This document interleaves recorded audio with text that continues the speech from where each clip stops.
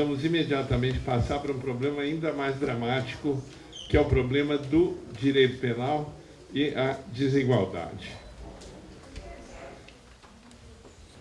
Enquanto ele monta aqui a projeção, vou aproveitar para agradecer ao Tércio mais uma vez essa oportunidade de falar para os meus professores, para esse público tão seleto que jamais eu tive a oportunidade, a não ser o ano passado aqui, para falar para a gente tão importante.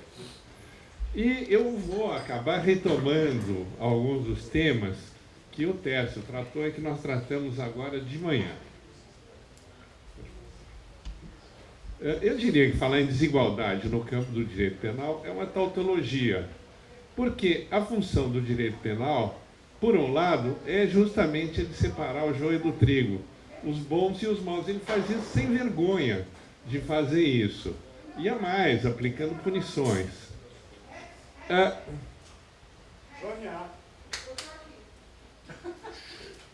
Mas o direito penal pretende também ter uma função compensatória e que ele se transforma numa arma prevista na Constituição para lutar contra preconceitos, discriminações e contra a defesa do meio ambiente.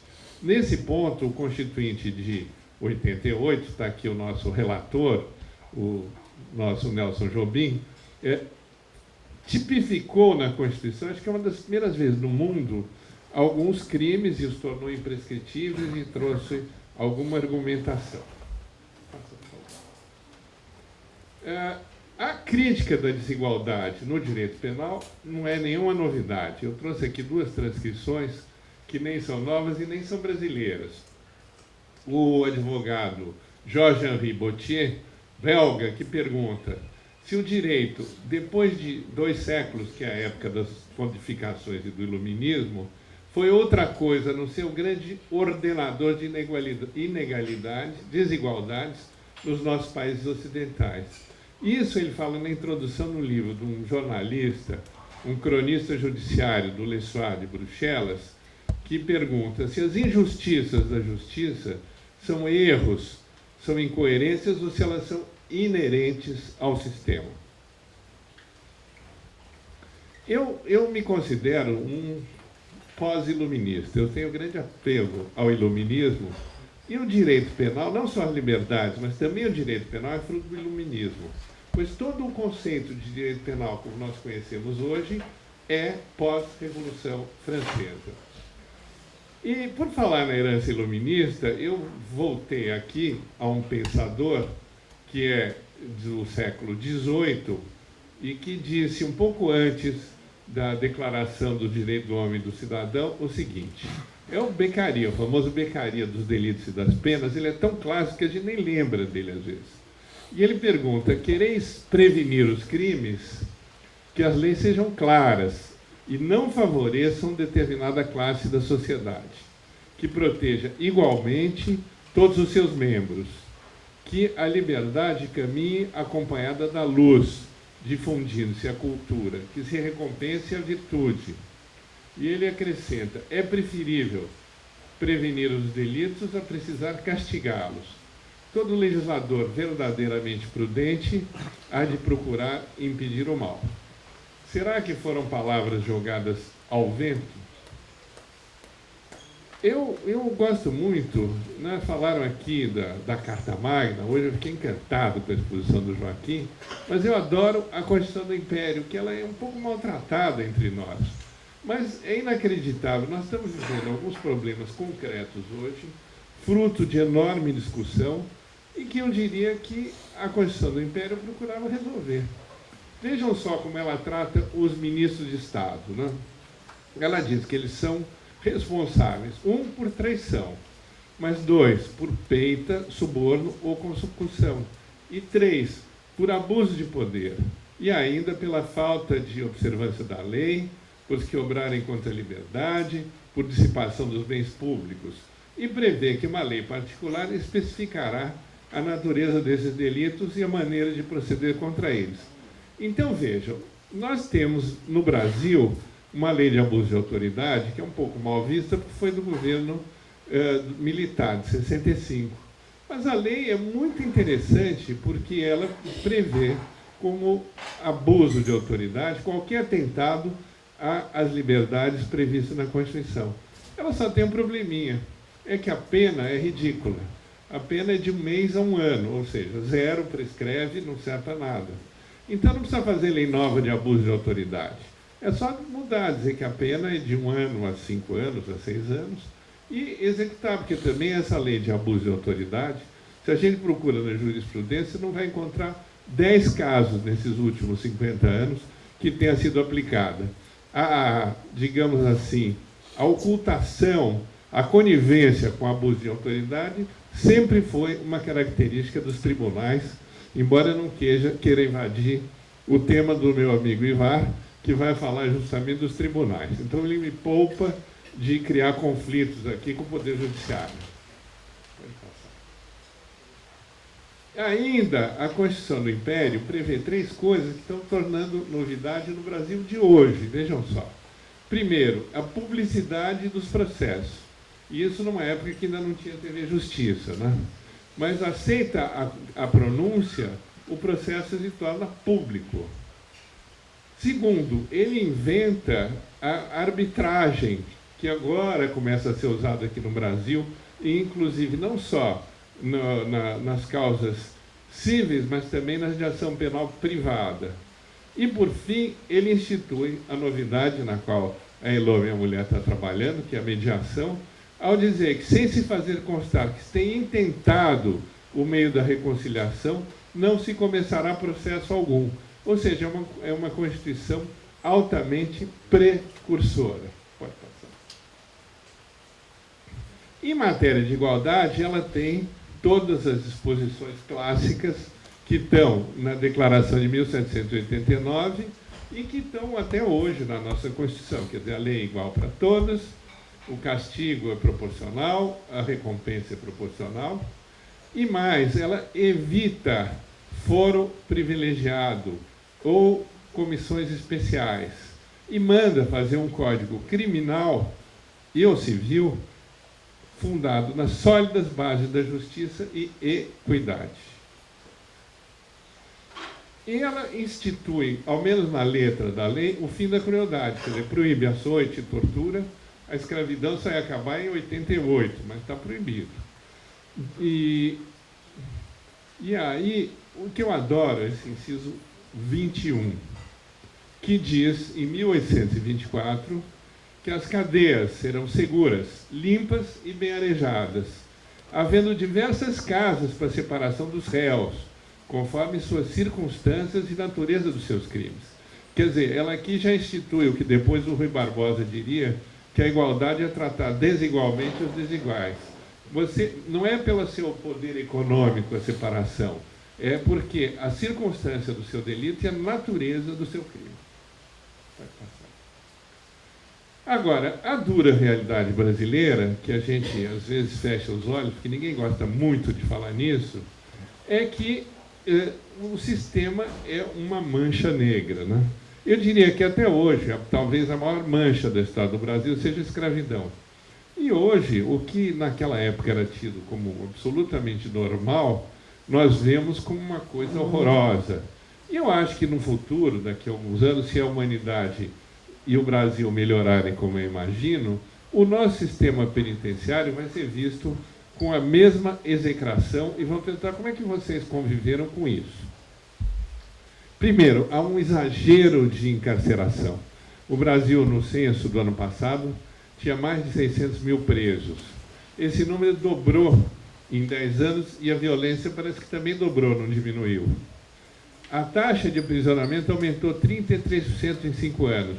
Então, hoje nós temos um nível que é um dos maiores do mundo, é o 6º do mundo.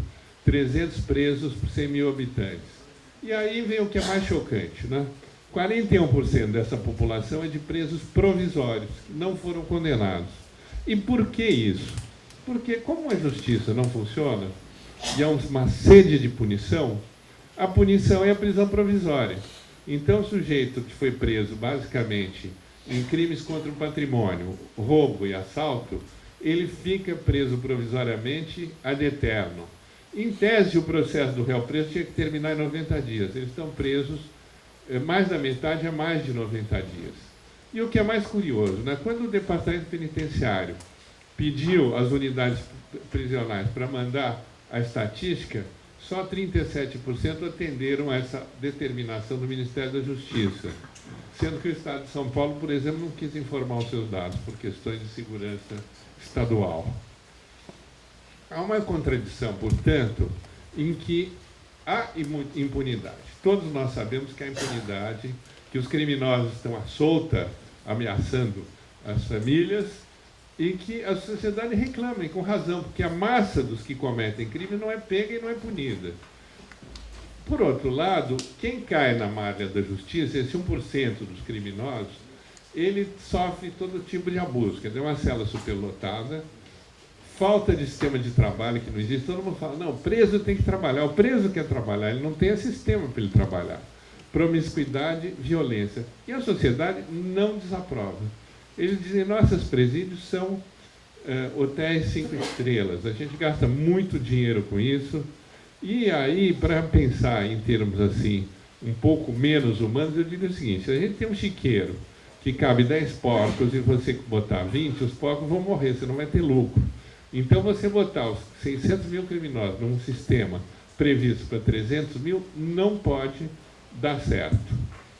Ao mesmo tempo, o Congresso é sensível a esse clamor, mais punições e menos regalias. E aí entra o fenômeno que o Nelson dizia hoje de manhã. O deputado, ele quer atender o seu eleitor.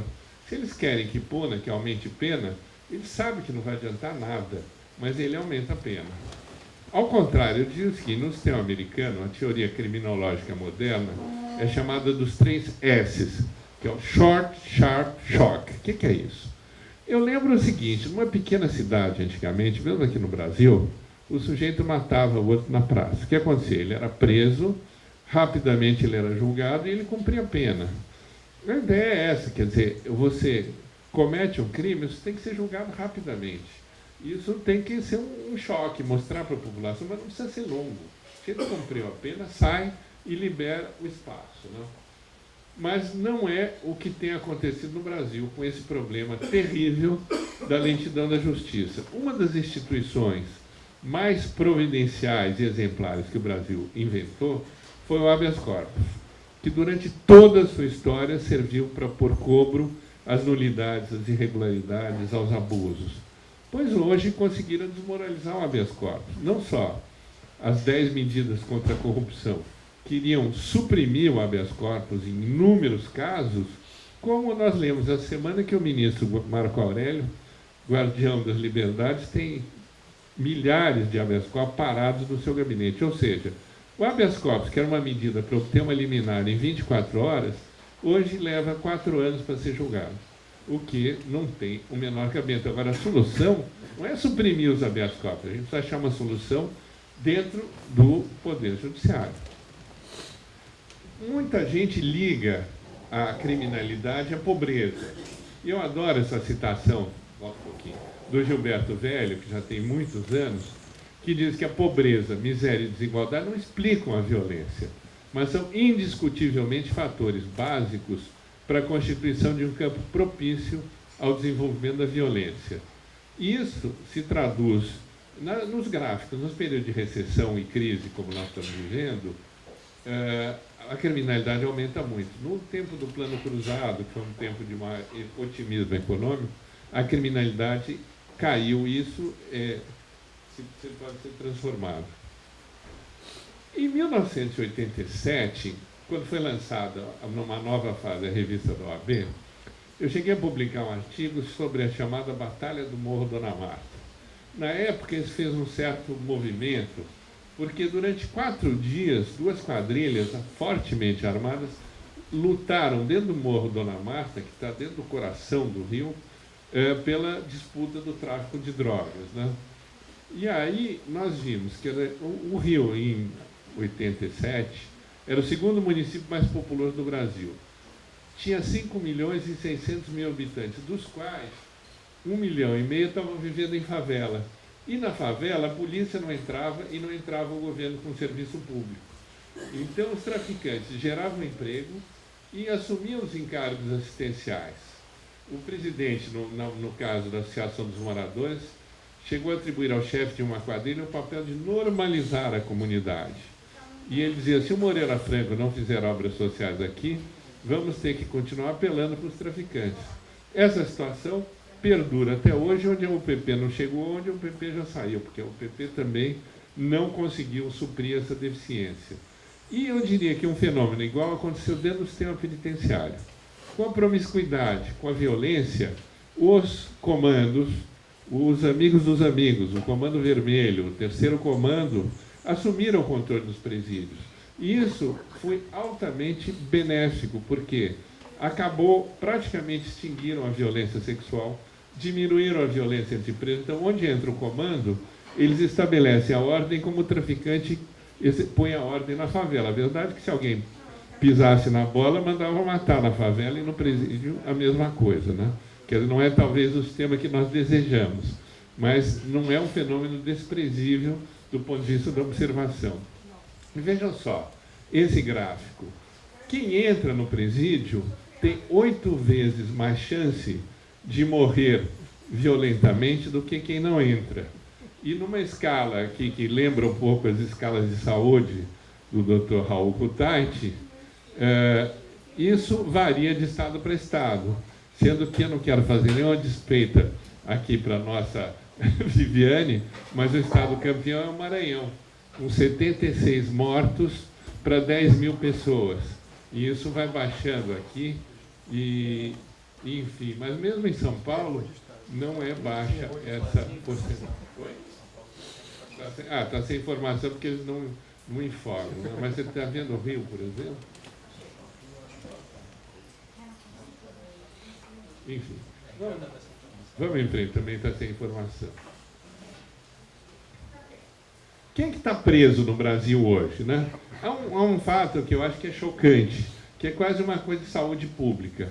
Grande parte do sistema penitenciário, no mínimo 25%, está ocupado por traficantes, entre aspas, que vai desde um eventual grande traficante, que raramente entra no sistema, até aquela velhinha que vendeu maconha para suprir o leitinho para o neto. Então, olha que coisa curiosa, os homens presos por tráfico são 24% do sistema, e as mulheres hoje são 60% do sistema, ou seja, dos nossos 600 mil presos, 200 mil estão confinados por questões ligadas à droga. Se você pega aqui em relação aos crimes violentos, que em tese, entre aspas, deveriam realmente ser presos, você tem 27% por roubo, só 12% por homicídio, que em geral nem ficam presos provisoriamente, e 3% por latrocínio. Então eu diria que é um mapa que faz pensar, quer dizer, por que nós vamos manter preso esse pessoal ligado ao tráfico, se a maioria deles não tem a menor importância e estão ocupando vaga nas cadeias? Essa irracionalidade está presente em todas as áreas do direito penal. Então, já falou-se aqui em aborto, e eu fiz aqui uma série de constatações que eu acho que são objetivas. Conta-se 1 milhão de casos de aborto clandestino por ano no Brasil. Desses, 25% causam complicações médicas. Uma fração ínfima gera uma acusação. Há projetos no Congresso para quê? Para endurecer as penas do aborto. E, curiosamente, houve um movimento aqui. O Papa Francisco, esse ano, admitiu o uso de preservativos para prevenir o Zika. Logo depois, ele autorizou os padres a perdoar abortos. E logo em seguida, me parece que não é uma coincidência, uma turma do Supremo, por maioria, absolveu num caso de aborto, puxando aí talvez uma tendência. E aí já surgiu um conflito de novo de poderes, né? O Congresso quer castigar e o Supremo está tendo uma visão razoável. E nos anos, acho que 60, o criminologista e advogado Juarez Cirino dos Santos, professor no Rio, escreveu já um artigo sobre aborto e a política do crime, em que ele usa o aborto como exemplo, porque o que ele diz lá é que certos comportamentos proibidos, como consumo de drogas, exploração do lenocínio, jogo de lixo, aborto, definem práticas sociais cuja extensão só é comparável a magnitude da hipocrisia normativa respectiva. E aí ele diz que o traço comum desse empreendimento lucrativo explica difusão e, ao mesmo tempo, a impunidade. Esquemas de suborno bloqueiam a aplicação da lei e são transferidos aos usuários. Então, eles são proibições legais mais aparentes do que reais, que promovem uma desenfreada predação social, que ele condensou nesse estudo no caso do aborto.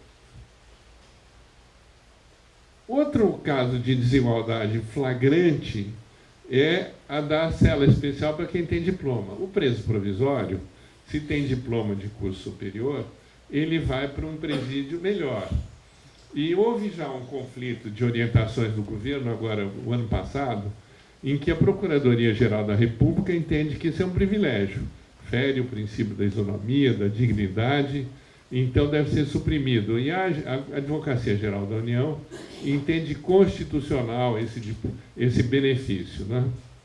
O polêmico blog do Sakamoto, do sociólogo Leonardo Sakamoto, ele acha que essa é uma das formas mais descaradas de desigualdade que há no Brasil, e não há dúvida. Agora, como eu tenho estudo superior, como a maioria aqui, eu acho que é contra os nossos interesses propor a revogação. Até porque propor isso sem uma melhoria do sistema penitenciário é um absurdo. Agora, o argumento, então, para suprimir o benefício seria que fere a dignidade humana. E não fere a dignidade humana, eu perguntaria ao doutor Rodrigo Janot, o estado em que estão os presídios brasileiros? Outro caso de descaramento é o caso do estupro, né? O Senado, agora, o ano passado, queria elevar as penas do estupro coletivo, né? O que acontece em matéria de estupro? Primeiro, o legislador penal, querendo ser moderno e progressista, equiparou várias medidas, vários atos criminosos ao estupro, porque havia uma separação, um ato libidinoso, o atentado ao pudor e o estupro com uma gradação de penas. Agora é tudo uma coisa só, é tudo estupro com uma pena gravíssima. Então, outro dia foi confirmada a condenação de um rapaz, acho que de 16 anos, porque beijou à força uma moça numa festa. Ele foi condenado ao regime fechado por estupro. Então, o legislador quer melhorar as coisas, mas faz, às vezes, uma confusão terrível. E na mesma semana em que o Senado queria elevar a pena do estupro, vejam qual é a realidade social. O Rio de Janeiro tem uma média de 13 estupros por dia, entre janeiro e abril. A polícia não consegue reprimir nem prevenir. Em Alagoas é mais grave, mais de uma criança estuprada por dia em 2016. Já eram 150 casos na época disso. E o legislador fica brincando de fundir penas, de mexer com penas, de aumentar penas, e não pensa que a realidade social está pouco se lixando para a brincadeira que eles fazem no Congresso. Tem também a questão dos crimes hediondos, né? Que, enfim, como o crime não basta, como as penas não bastam, eles queriam outras medidas, né? Então inventaram os crimes hediondos. Está na Constituição já. E aí, então, tráfico ilícito de entorpecentes, tortura, terrorismo, e aí vem uma definição enorme, enfim, latrocínio, alguns tipos de homicídio, tudo isso. E agora o Congresso quer transformar também, pelas medidas anticorrupção, a corrupção também em crime hediondo. Então vai havendo dois códigos penais, o normal e o hediondo, né? E o hediondo, aí você não tem graça e cria uma peculiaridade que é interessante. É que qualquer pessoa que possa evitar o crime e se omita, responde por crime hediondo. Então, eu vou dar só um exemplo. Segundo uma coluna da Sônia Raci, no sábado, o dono de uma grande construtora que estaria assinando uma delação premiada, diz que a presidente Dilma nunca pediu dinheiro para ela, mas que ela sabia de todo o esquema. Então, hoje, no regime atual, ela responde por prevaricação, que é um crime que tem pena de 1 mês a 1 ano. Mas se fosse já crime hediondo, ela ia responder pela corrupção e pela lavagem de dinheiro, porque, como presidente, sabendo, ela teria obrigação de evitar. Por outro lado, há uma tipificação da equiparação do trabalho ao escravo. E a escravidão no mundo é uma coisa espantosa. Há mais ou menos 45 milhões de pessoas nessa forma de escravismo moderno, sendo que a maioria na Ásia e no Pacífico, chegando a quase 12 milhões, e mesmo na América Latina, cerca de 1,5 milhão de pessoas. Nós vivemos num mundo também que é muito interessante, que eu diria que ainda o direito não prestou muita atenção nesse fenômeno que está havendo da inclusão digital, né? Ninguém podia imaginar que a internet podia pôr em linha metade da população do mundo, quase. Dos 7 bilhões de pessoas que hoje compõem a humanidade, 3 bilhões já têm acesso à internet. E os que não têm são os mais pobres e os habitantes das zonas rurais. No Brasil, hoje, quase 80% da população usa celular, e a celular, mais que o computador, se transformou no principal meio de acesso à internet.